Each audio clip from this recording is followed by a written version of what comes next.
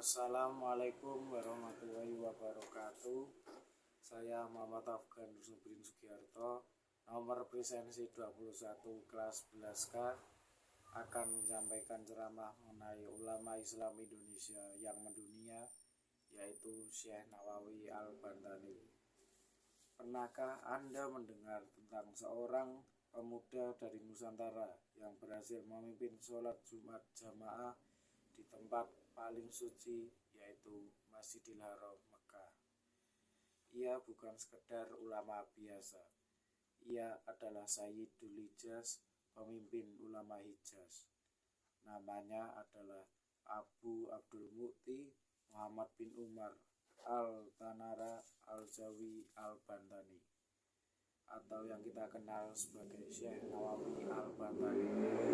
Dari sudut desa di Banten, ia menorehkan tinta emas dalam sejarah Islam global.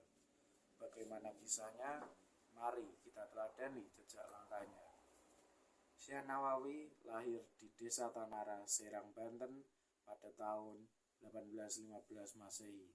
Beliau adalah putra sulung dari pasangan Kiai Haji Umar bin Arabi, seorang ulama terpandang di wilayah tersebut. Sejak kecil, kecintaannya pada ilmu agama sudah tak terbendung. Beliau mendapatkan dasar pendidikan langsung dari ayahnya dan guru-guru lokal lainnya, termasuk kakeknya sendiri, Kiai Haji Shihabuddin.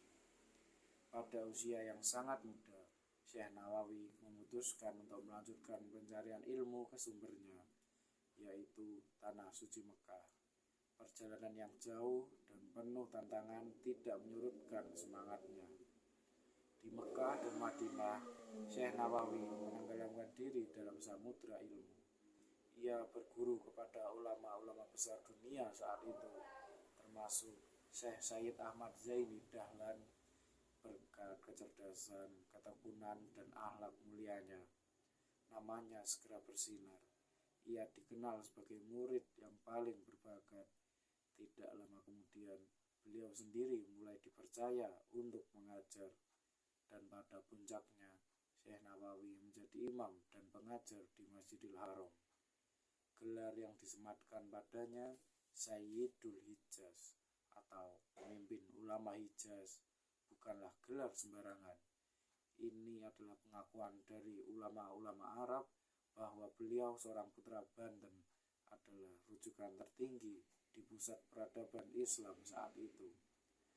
Warisan terbesar Syekh Nawawi bukan hanya peran fisiknya sebagai imam, tetapi karya-karya ilmiahnya yang luar biasa. Bayangkan, beliau meninggalkan lebih dari 115 karya dalam berbagai disiplin ilmu. Semua ditulis dalam bahasa Arab yang fasih dan mendalam. Salah satu yang paling monumental adalah Tafsir Al-Munir, atau yang dikenal sebagai Marah Labid Likasfi Makna Quran Majid.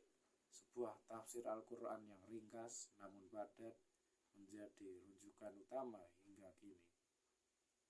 Selain itu, kitab Nasaihul Ibad dan Uqud Al-Luzan fi Bayan Huquq Al-Zawjain telah menjadi kurikulum wajib di berbagai pesantren dan madrasah di Asia Tenggara.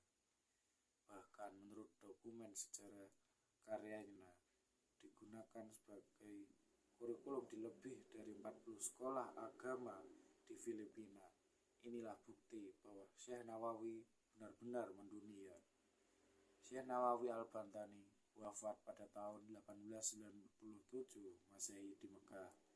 Namun semangat dakwah dan pengabdiannya tak pernah padam. Teladan pertama yang bisa kita ambil adalah ketekunan menuntut ilmu. Jarak dan keterbatasan bukanlah penghalang bagi beliau untuk mencapai puncak keilmuan. Kedua, beliau menunjukkan bahwa ulama Nusantara mampu bersaing dan bahkan memimpin di panggung intelektual global, membuktikan kedalaman ilmu yang diwarisi dari tradisi Islam Nusantara. Karya-karyanya yang tetap hidup dan dipelajari hingga kini adalah warisan terindah yang menunjukkan bagaimana seorang ulama mampu memberikan dampak abadi pada peradaban umat.